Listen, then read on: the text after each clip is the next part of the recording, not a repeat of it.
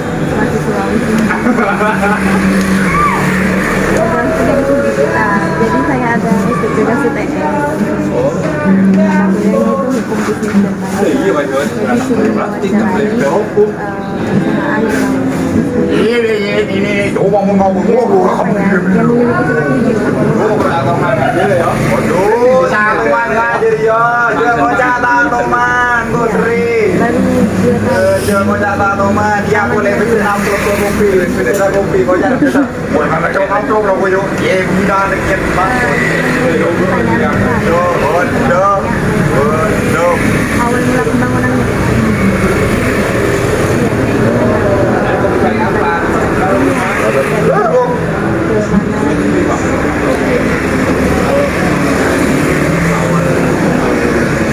Tuan sendiri itu dimulai dari tahun 2020. Jadi untuk mengenai surat izin usaha,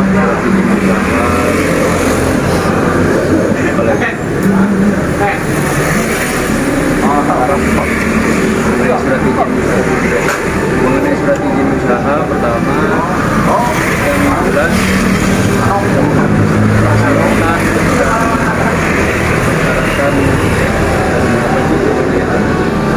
itu sudah ada semua di kantor pajakan, terus kita bisa semuanya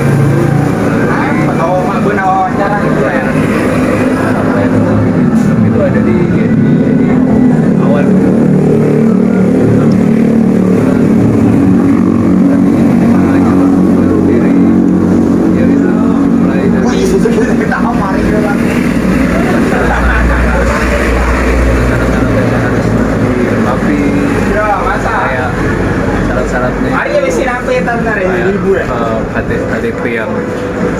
KTP yang bersangkutan, terus juga tadi NPWP, juga kayak bikin tangga-tangga itu sih salah satu persyaratannya itu ada beberapa lagi tapi aku lupa. belum ini buka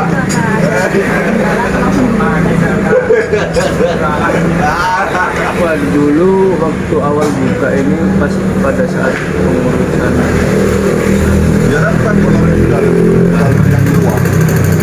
alhamdulillah nggak ada kendala sampai palingnya kendalanya harus nunggu untuk penerbitan atau pernah ada kekurangan berkas ya paling hal-hal yang bisa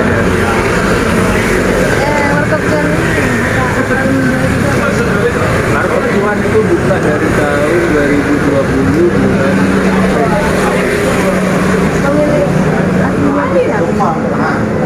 Nah, kalau pemiliknya itu jadi apa perseorangan apa bareng-bareng? kalau pemiliknya perseorangan. Enggak. Saya kirain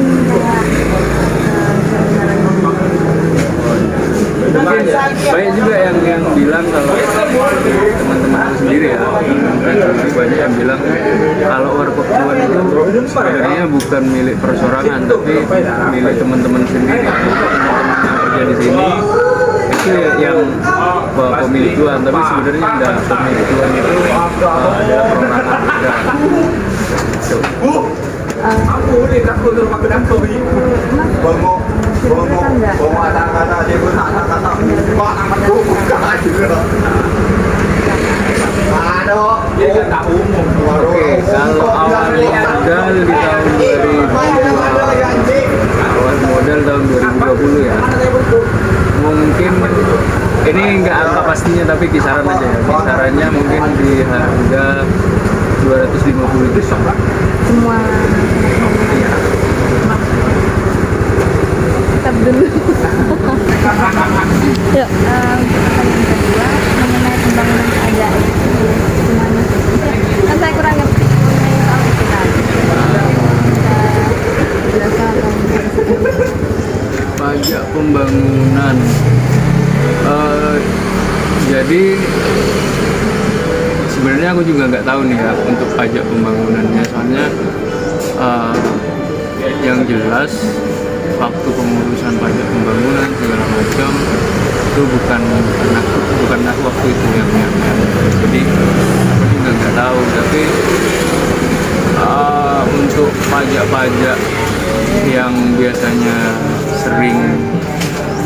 sering digunakan di mana, di kafe, resto segala macam, itu biasanya dari pajak pendapatan.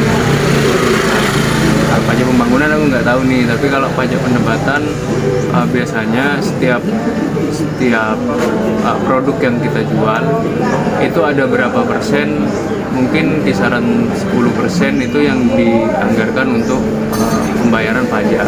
Pembayaran pajak itu kalau dari yang biasanya dilakukan itu kita bisa bayar per bulan atau langsung diakumulasikan dalam satu tahun.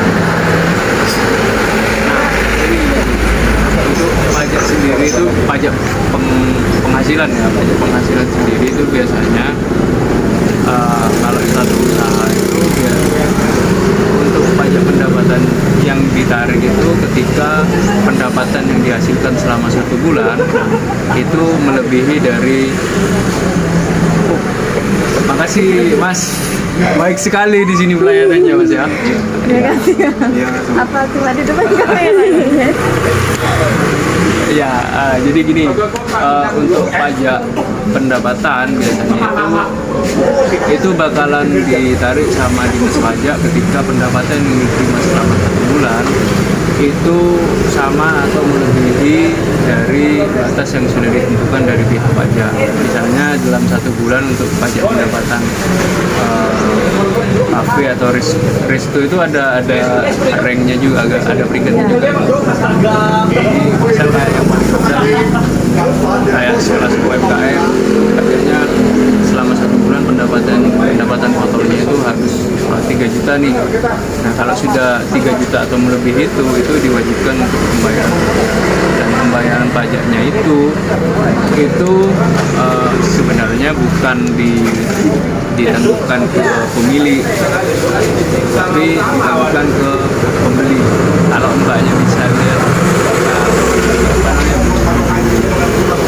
di resto atau mungkin di KFC, McD atau segala macamnya itu pasti ada PPN, itu pajak pendapatan. Di itu ya.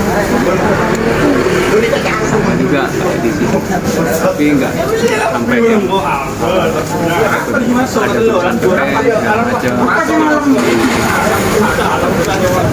Kalau dari Warkop Cuan sendiri, kita mencoba untuk memberikan yang terbaik untuk pelanggan. Entah nanti penilainya kan ada di customer nih, customer yang bisa menilai. Tapi yang jelas usaha atau strategi kita untuk maksimalkan itu adalah kita coba memberikan pelayanan terbaik, juga produk yang terbaik, terus juga kita memberikan hal-hal yang baru mungkin yang belum pernah dilakukan sama teman-teman lain, pun juga kita bisa memberikan inovasi lain. Makanya mungkin sampai sebenarnya jangka waktu 3 tahun itu bukan jangka waktu yang lama ya, tapi untuk usaha sendiri itu waktu yang sebentar untuk sebuah usaha berdiri. Tapi ya alhamdulillah Cuan masih bertahan sampai sekarang. Kalau boleh tahu mengenai pendapatan. Waduh. Ya. Enggak, seperti enggak apa-apa. Kalau itu sih mungkin terlalu dalam ya. Tapi mbaknya bisa mengkalkulasikan sendiri atau merata-ratakan sendiri ya dengan harga yang kita jual, terus juga perkiraan. Misal mbaknya sering nongkrong di sini nih, perkiraan dengan harga yang kita jual ya bisa dikalkulasikan sendiri. Itu sih. mungkin